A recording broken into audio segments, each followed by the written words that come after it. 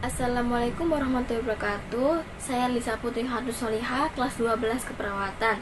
Saya akan menyampaikan apa itu pemberian obat secara supositorial. Penasaran?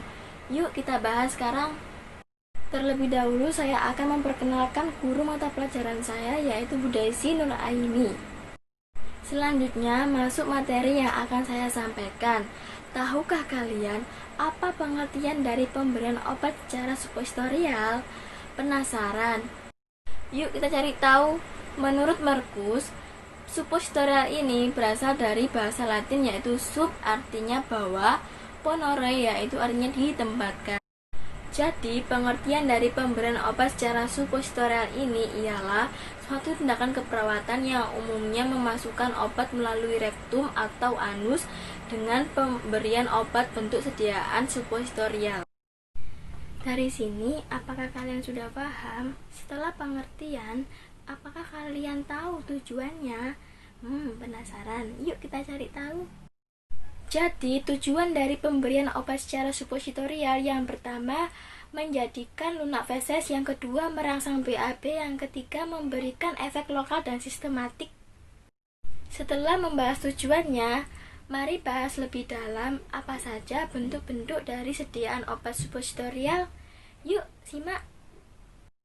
1. Supositoria rektum berbentuk silinders dan keduanya ujungnya berbentuk torpedo, peluru-peluru atau jari-jari kecil.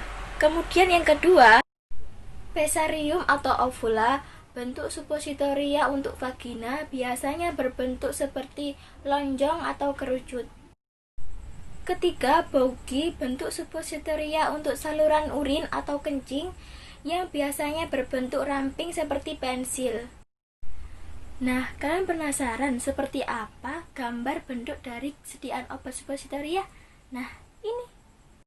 Nah, setelah membahas pengertian, tujuan, dan bentuk-bentuk sediaan obat supositoria, nah, kalian pasti akan bertanya-tanya, apakah boleh nggak untuk pemberian obat secara supositoria itu untuk keadaan pasien yang tidak memungkinkan untuk mengkonsumsi obat per oral, seperti pasien yang tidak sadarkan diri dan pasien yang pra dan pasca operasi. Dan yang kedua, obat diinginkan bekerja lama, dan yang ketiga, diinginkan obat yang berefek lokal.